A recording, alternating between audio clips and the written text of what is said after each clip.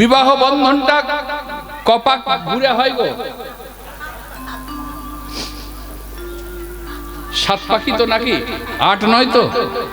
হরি বল। তা এত পাক থাকতে 7 পাখি হলো কেন? 7 পাক কেন হলো? ভালো করে শুনে না, এটা কোনো সাধারণ মানুষের তৈরি নয়, আর্য ঋষিগণ তৈরি করেছে। কেন এই 7 পাকে কেন মানবের বিবাহ বন্ধন? বল, বিবাহ করতে হয়, করেছি, বাবা বাবা কাকা জ্যাঠারা করেছে, আমিও করেছি। ও 7 পাক কেন ঘুরে ওসব জানি না, তবে শুনে নাও। আপনারা জানেন কেন না? আমি বলে দেব, আপনারা মেনে নেবেন তো? জয় জয় শ্রী রাধা। তাহলে শুনে নিন, একটা সায়েন্সের ছাত্র থাকলে ভালোভাবে বুঝতে পারবেন। একটা বৃত্ত অঙ্কন করতে গেলে একটা বিন্দু লাগে। একটা বৃত্তকে অঙ্কন করতে গেলে একটা বিন্দু লাগে। বিন্দু ছাড়া বৃত্ত অঙ্কন হবে না। এবার এই যে বৃত্তটা অঙ্কন হলো, এ থেকে যে কোণ সৃষ্টি হলো, এই কোণটা 360 ডিগ্রি। কত বললাম? 360 ডিগ্রি।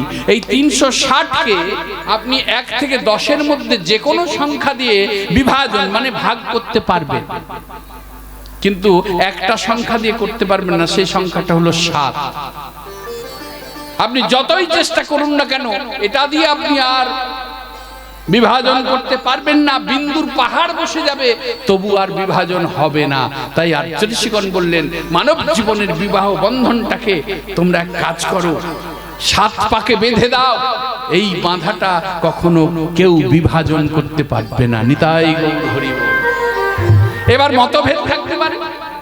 অনেকে বলবে, বাবা কত ছাড়াছাড়ি দেখলাম, কত ডিভোর্স দেখলাম। ডিভোর্সই বলে তো নাকি? কত দেখলাম। বললো, শোনো, যারা প্রকৃত আগুনকে সাক্ষী রেখে, অগ্নি সাক্ষী করে 7 পাকে ঘুরে বিবাহ করেছে, স্ত্রী যত দূরেই চলে যাক, স্বামী যত দূরেই থাক না কেন, একবার তাদের কাছে গিয়ে খোঁজ নিয়ে দেখবেন, স্ত্রী হৃদয় থেকে স্বামীকে কোনোদিনও সরাতে পারেনি, আর স্বামী স্ত্রীকে কখনো হৃদয় থেকে সরাতে পারেনি। নিতাই গৌর হরি বল।